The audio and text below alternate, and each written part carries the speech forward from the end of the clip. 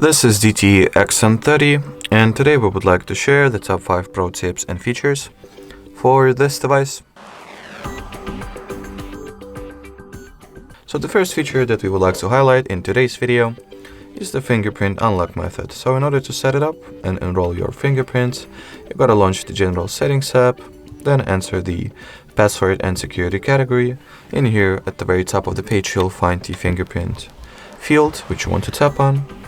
Prior to enrolling any biometrical screen lock methods, it is also required that you enable the backup screen lock option as well.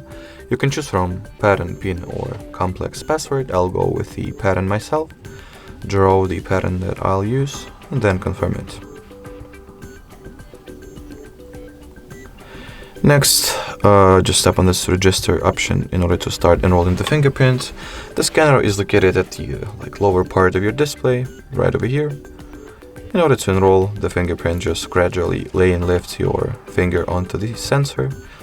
Make sure to slightly rotate it and make it focus on the parts of your fingerprint that has not been scanned previously over here. So the entire surface of your fingerprint will be correctly and successfully scanned. Now we are enrolling the edges. As you can see, nothing complex really. Alrighty, so we have successfully enrolled and registered the fingerprint. So let's go ahead and test it out.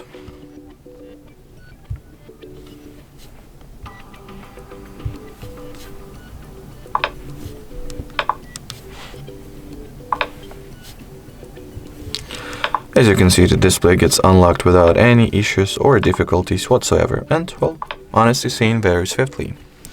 The second option that we would like to show today is the second biometrical screen lock method, that is the face recognition. It is located right below the fingerprint.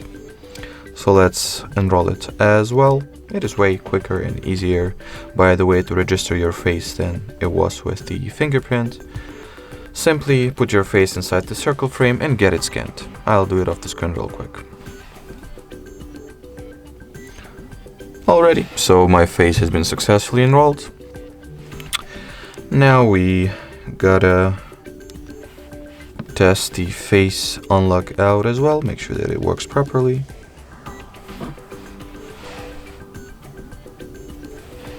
Alrighty, for some reason it does not recognize my face already. Now it does. So just make sure to correctly align it with the selfie camera, and as you can see, the display gets unlocked without any issues at all as well. So moving on to the third feature for this video, that is located at the display category of settings. So let me just enter it real quick. It is called the it's not that of a feature, it's more of a configuration. This little option allows you to change the current screen refresh rate. The options you can go for are 60 and 120 Hz. So basically, the higher value will get you smoother and silkier visual experience and animations, while draining power quicker. While if you'll go for the 60 Hz, you'll conserve and preserve the left power. There is also this third value, that is auto. Basically, if you do not want to switch between these two values manually, you can also always set it to be auto, which will mean that the system will automatically switch between two available values in accordance with the current system and battery state. Moving on to the next thing that we were to show you in today's video. So it is located at the About Phone section. In here, go for the RAM capacity, and as you can see, by the default this setting is turned off. As you can see, this little option right here allows you to expand the random access memory amount you have anywhere from 1 to 8 gigabytes.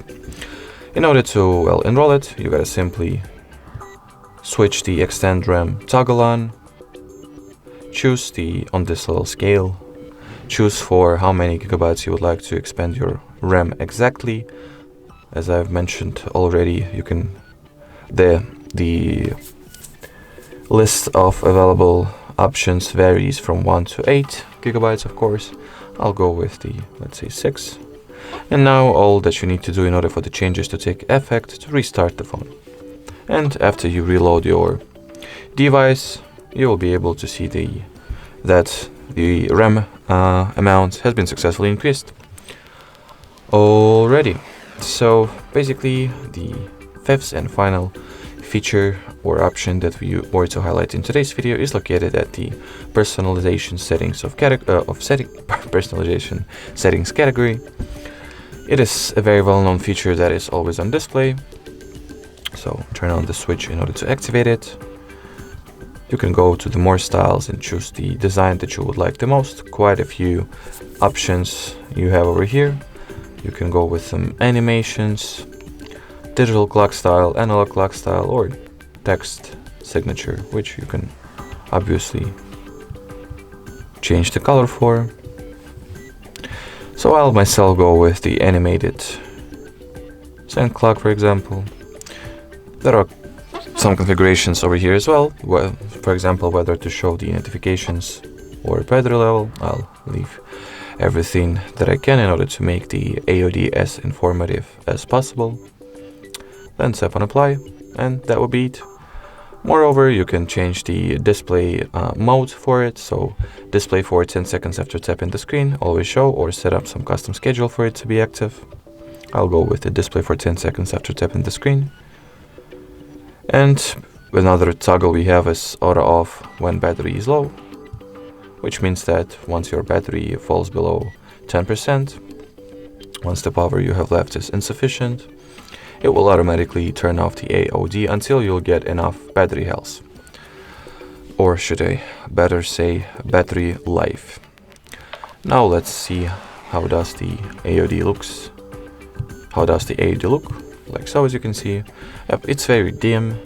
It's very organic, should I say. It's not really that bright and inappropriate as it is on some other devices. So I kind of like it. Alrighty, so that would be not only for the AOD, but for this video in general. Thank you so much for watching, and bye-bye.